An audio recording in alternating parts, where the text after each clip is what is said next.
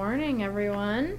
Well, like you said, my name is Cait Clark. I'm the Mercer County Historical Society's director, and I know that some of you probably have a pretty good idea about the history of Grand Lake St. Mary's here, but I'm just going to give you a little bit more of a background as we cover a lot of information today. So, first off, I want to tell you that Salina, a little bit more about Salina's location and the significance, the role that it would play in what would become a really successful economic location. So Salina was established in 1834 and it was founded by James Watson Riley. So we're a little bit biased. We are actually located in the Riley House. So a very significant family that our museum is tied to. So that founding of Salina was platted by him, and it would eventually become a key center for agriculture, manufacturing, and commerce. And of course, we also have the Miami Area Canal that's coming through this area here. And it resulted in the building of Grand Lake St. Mary's. And Grand Lake St. Mary's was actually created by the damming of Beaver Creek to the west and Chickasaw Creek in the east. And it was actually a swampland. A common misconception for people that aren't from this area is that it was completely dug from scratch.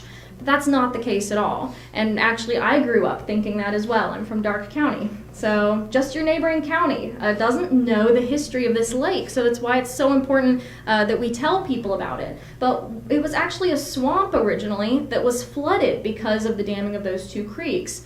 We're going to talk a little bit more about the labor that went into that in a few short minutes here. But I want to continue with the Miami Erie Canal. It actually connected Lake Erie to the Ohio River, which in turn really helped with the economic growth of Salina and Greater Mercer County as well. But we also had the oil industry, which played a huge role in this area that a lot of people actually have very limited knowledge of on a broad sense. So in the late 19th and early 20th centuries, Salina became an important site for oil and gas drilling here, particularly with the development of freshwater offshore oil wells, which a lot of people worldwide don't realize that those first freshwater oil drills actually happened right here, and it was an accident. I'll tell you that story here in a little bit as well.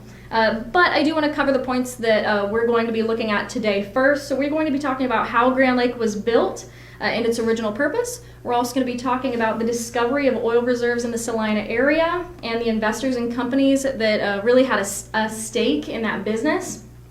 We're going to be talking about the innovations that followed the discovery of oil and gas here, the early containment efforts that were put in place to help manage oil spills, potential oil spills, I should say, so that would help preserve the lake for future generations. We're also going to talk about the decline of oil drilling and some of the reasons behind that as well.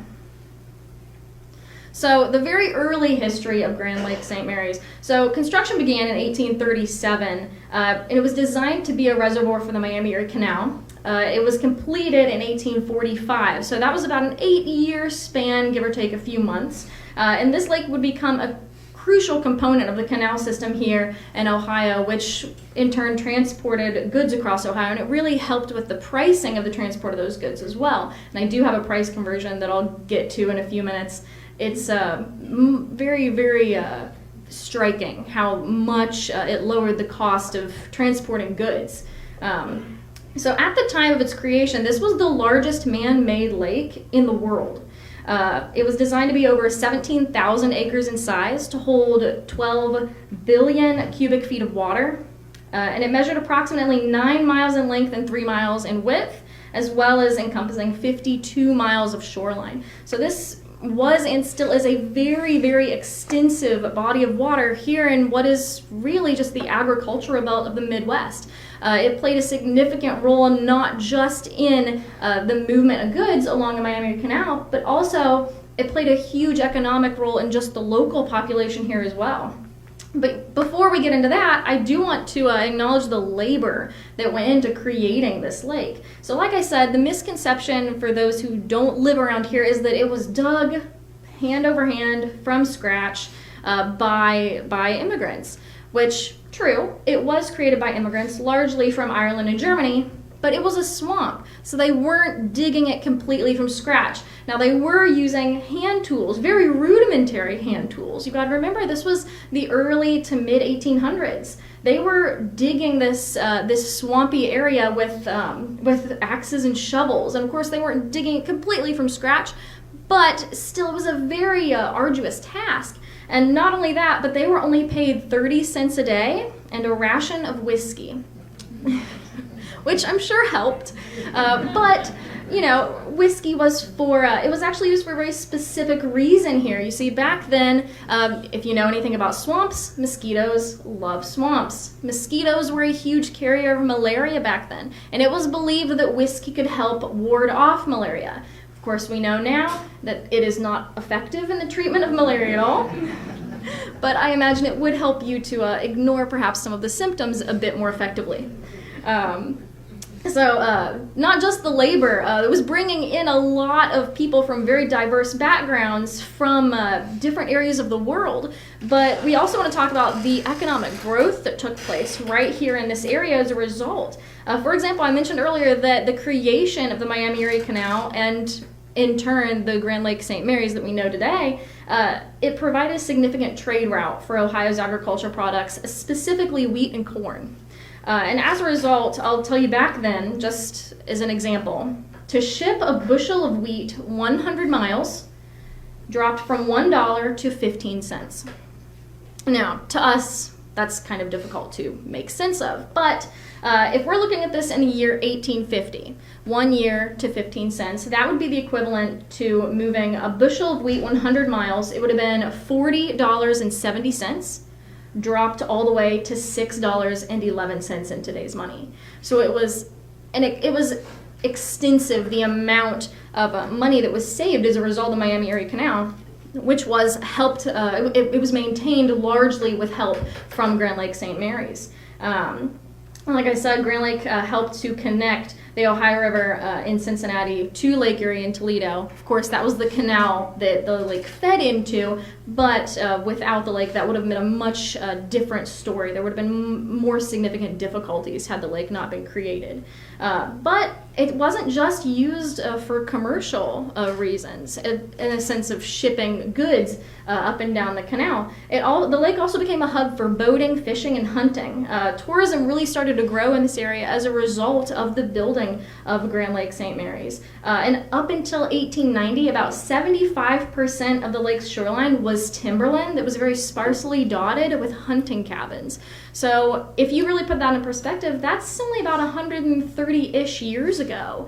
The majority of the shoreline was just timberland. It was a paradise for people who were interested in hunting and fishing and motorcraft type things out on the lake, which of course looks much different than it does now. But you can imagine these local people from Midwestern areas such as Ohio, this was like nothing they had ever seen before. And it really started to catch people's attention from Indiana and further east into Ohio, and people would flock here not just for the agricultural ways that the lake helped feed the canal, but also for tourism.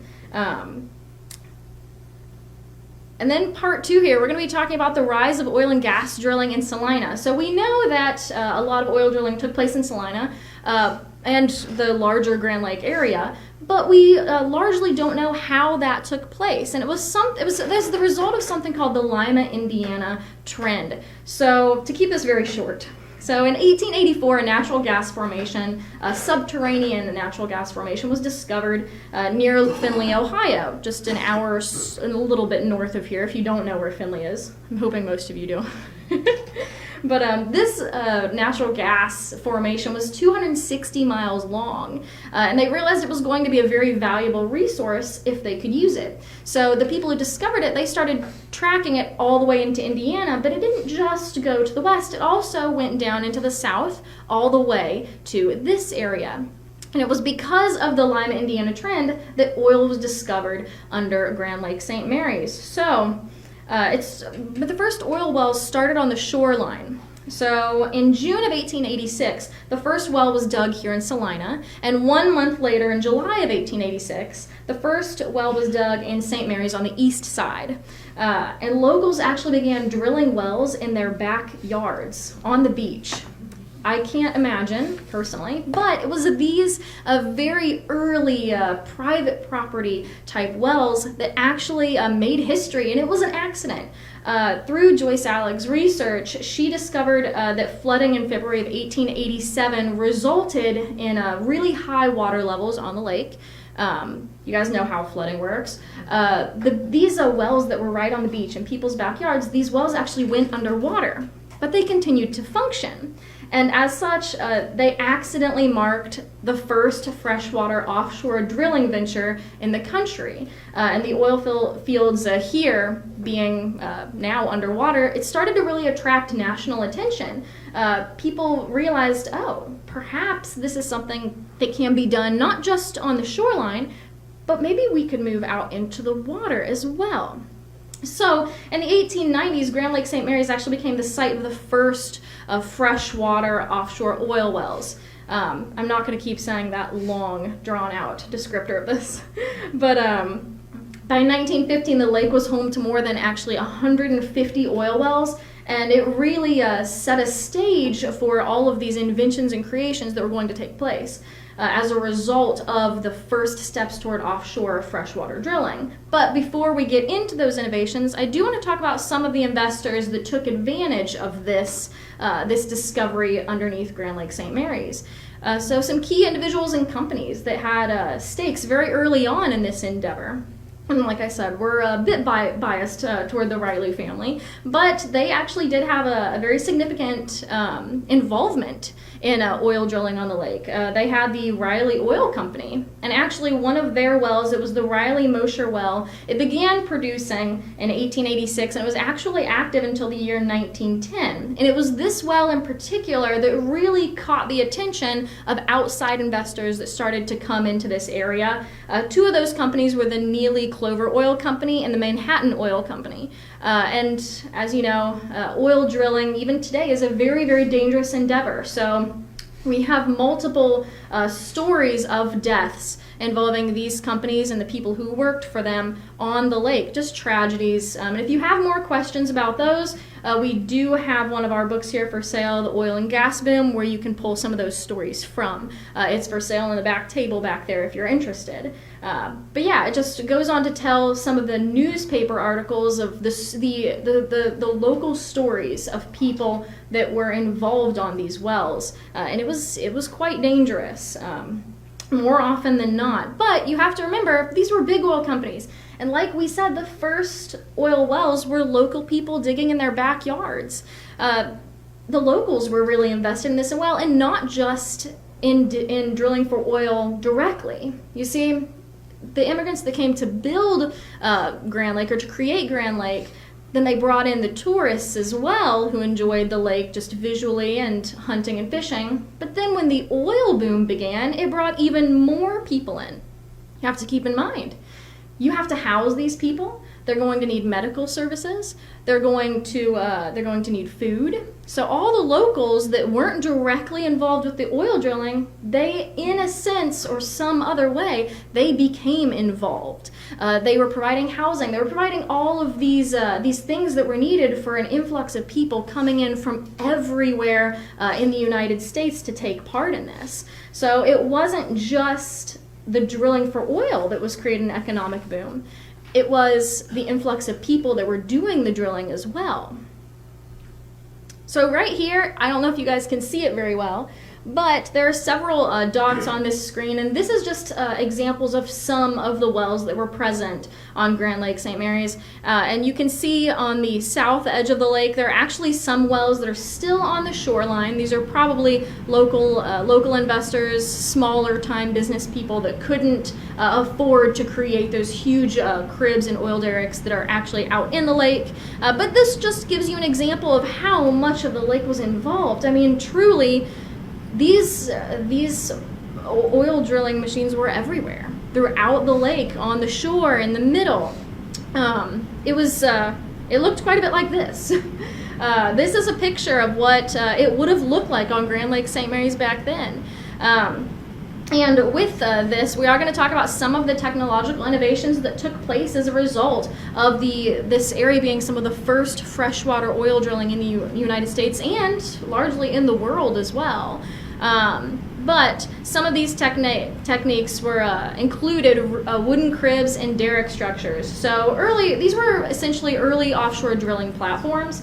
The cribs were these large square wooden structures that were built on the lake bed, and they were filled with logs, stones, other debris to provide stability in the water. And then the derricks would actually be constructed on top of these cribs, which allowed the wells to be drilled directly into the lake instead of just remaining as shore-based rigs. So this method was actually one of the first offshore drilling enterprises in the United States and actually predated all major offshore drilling that eventually took place in the Gulf of Mexico. It was a very, very significant step forward in offshore drilling.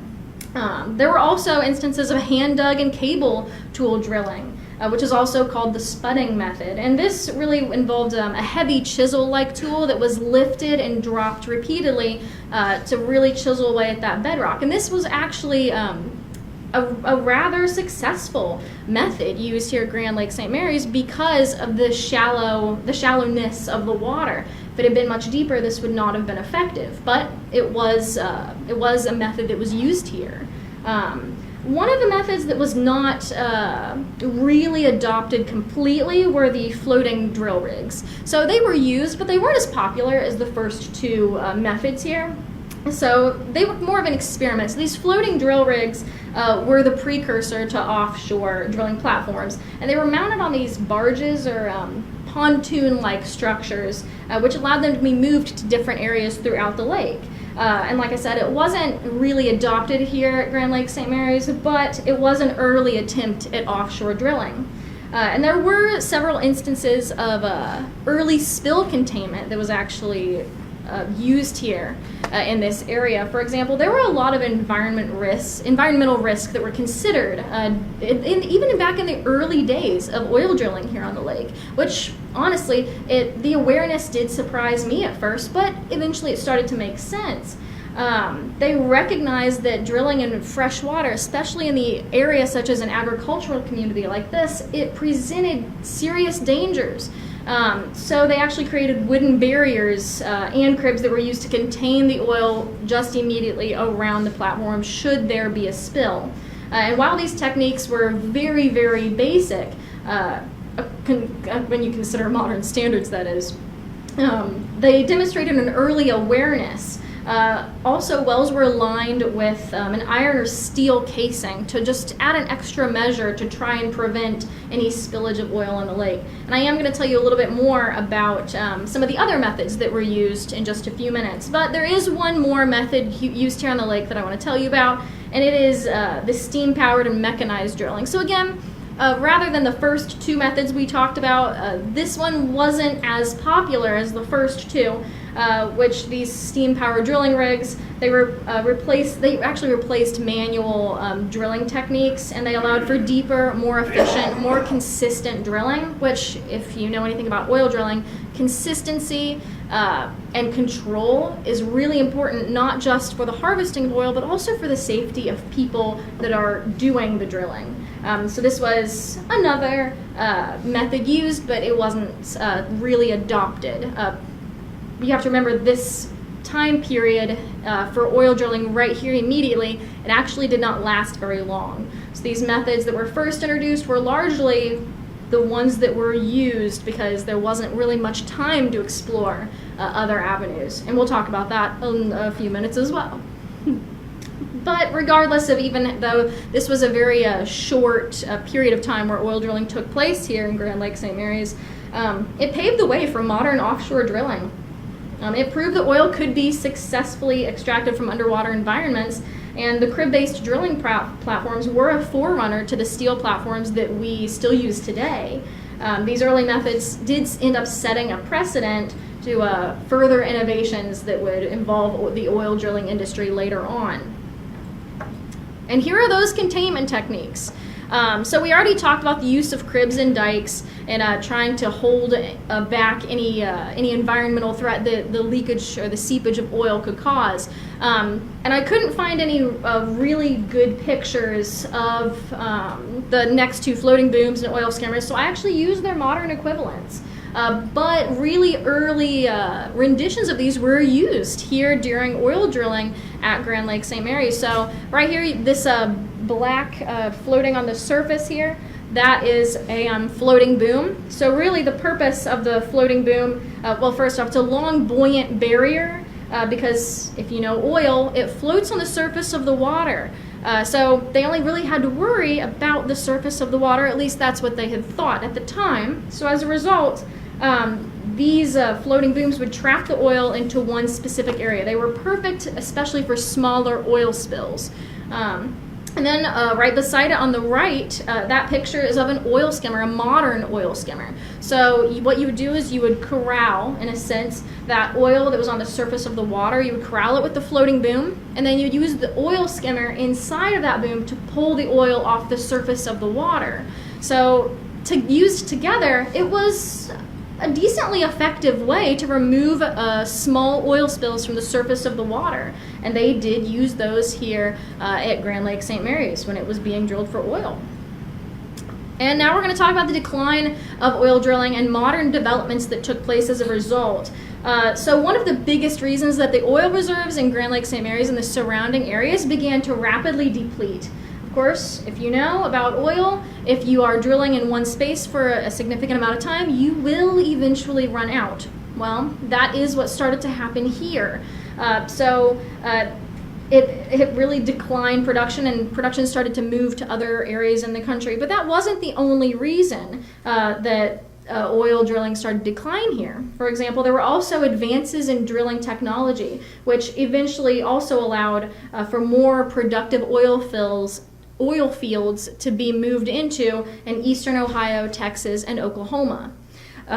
These advancements meant that they could go further, faster, deeper. So they didn't have to just stay with these rudimentary methods of oil drilling that began here in Grand Lake St. Mary's. And there were also severe environmental concerns that were starting to take place. Something that is still prevalent today. We know that there's a poorer water quality in the aquifer here on this side of the lake, and it's known that that is connected to oil drilling back then. And it's still a concern that we're dealing with today. Also, by the mid-1900s, the area was starting to be used for other industries as well. So agriculture really started to take up more of the space here in this area of Mercer County, specifically livestock, grain, and dairy. We also had a lot of manufacturing starting to move in, which brought about even more economic growth in this area. And tourism and recreation, when they started to remove the oil drills, like you remember that picture we just looked at right here, compared to this, people started to come back to enjoy the lake in its more natural state. So there was fishing returning, hunting was returning, boating was coming back, and it was becoming more popular again. So even though the oil drilling industry was leaving, you had all of these other means of economic growth moving back in or prevailing a little bit more successfully after oil drilling left. But there is a very strong legacy as a result of the oil industry in this area. So it actually had a lot of innovation regarding engineering and how oil drills would come to work later on in the modern sense. Offshore lake drilling in Grand Lake St. Mary's was rather a pioneering type experience for that industry, and it helped advance oil extraction techniques, and it actually influenced drilling practices in other parts of not just the United States but also the world. There was an increased attention to environmental awareness too, water pollution and conservation. Following the oil industry here, it really started to take a more focused seat in the local social and economic groups. And then there's also a lot of historical recognition around the lake. There are parks, signage, and many of the old oil drilling sites, they have signage near them as well. And they remain a part of our history. And I do want to talk about a gentleman that I had the pleasure of interviewing, which I'll tell you about that in a moment. The interviewing process, we're trying to get started at the Historical Society. But one of our volunteers, he volunteered to be one of our very first interviews. We're calling them oral histories or oral artifacts, these local stories that we don't want to be lost with time. So he volunteered to be interviewed because he grew up on the south side of the lake. And he told me about how as a child, he and his friends, they would go out, they'd swim out to the old oil derricks. Well, I should say the cribs, because the derricks had been removed. And people back then, they would get their fishing hooks and their boat anchors stuck on these underwater structures. Well, what he and his friends would do, and they're much braver than me, they would find the oil crib, and then they would walk themselves down to the bottom of the lake, hand over hand, which is 8 to 12 feet deep, depending on where you are, where these oil cribs are anyway.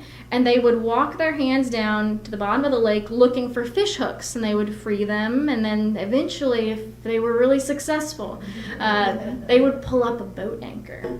And what they would do is they would take these anchors and they would resell them back to the boating enthusiasts on land who would pay $2 for them in 1950. In today's money, that was quite an enterprise. They would have been making $26.75 off every anchor they retrieved from the bottom of the lake. But it just goes to show that even after the oil drilling industry itself faded away, it didn't leave, really. I mean, children were going out to these structures, and I would say little entrepreneurs, they were making some money.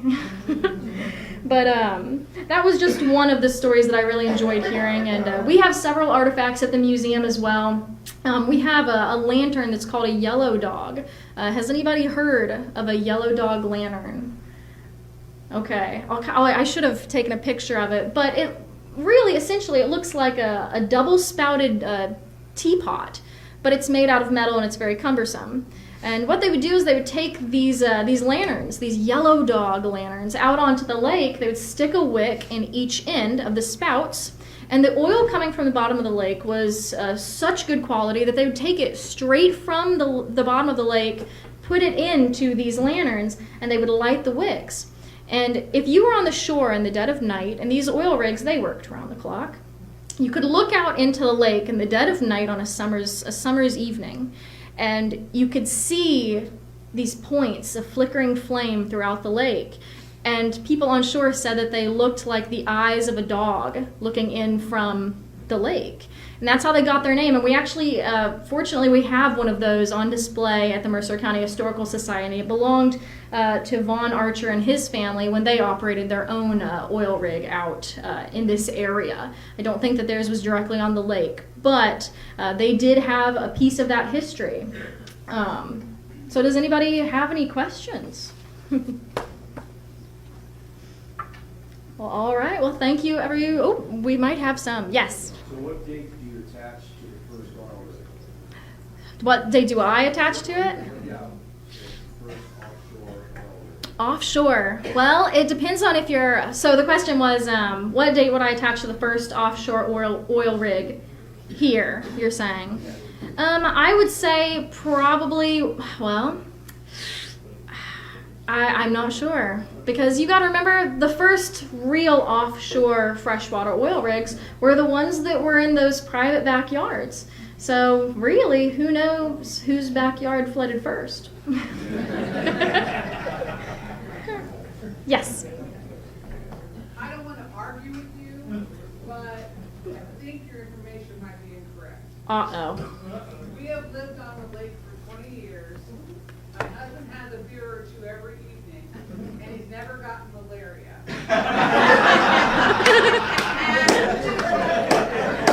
I'm really glad that worked. I'm relieved. I'll be taking my walks more. No malaria here. Is there any oil seeping into the lake now, or? I would not be the one to ask. So the question was, is there any oil seeping into the lake now? I know that there are still active oil drills around the lake, but I'm not sure if there is a quantifiable amount still going into the lake. That would not be a question for me, unfortunately. But I can get that information, perhaps. Yes? Is it possible that they're still leaking? Yes. Wait, now that I'm thinking about it, there is oil still leaking to the lakes, isn't there? Yeah. I just remembered that we just looked into that. So yes, there is a possibility they're still leaking because I don't know how much though.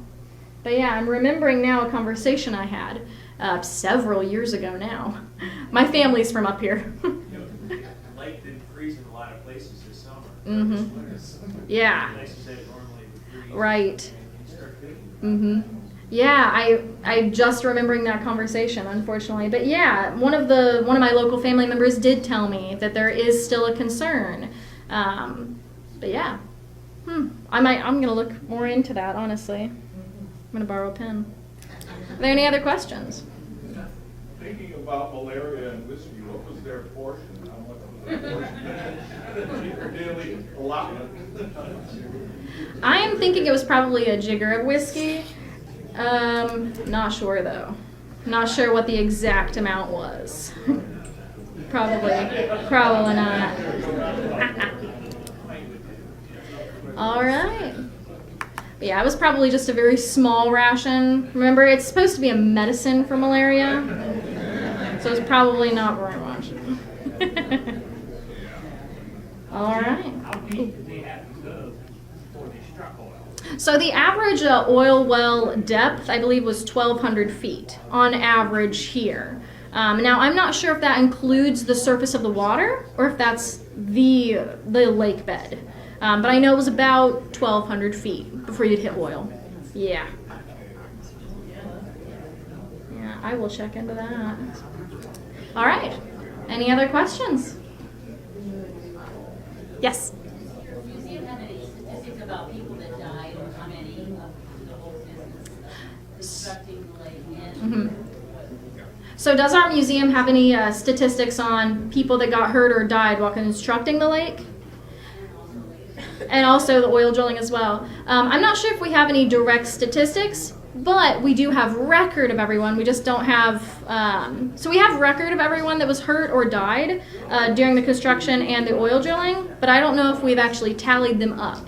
So in a roundabout way, sort of. Are there any other questions? Yes?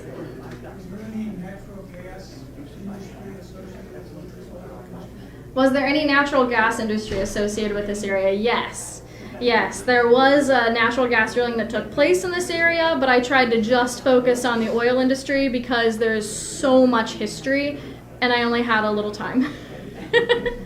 But yeah, the Lima, Indiana trend did lead down into this area, and there was drilling in this area, but that's a whole story. Where'd they process the oil? So I am not sure where they process the oil around here. That would be a good reason to buy the book. Do you mind holding it up? There you go. Buy the book. It's a very, very information-intensive book. Like you said, questions about people that had gotten injured and died on the lake, that has all of the newspaper articles associated with those events. So if you have questions that I can't answer, Joy Salad can still answer them. Well, all right, everybody. Thank you so much for having me today. I really appreciate it.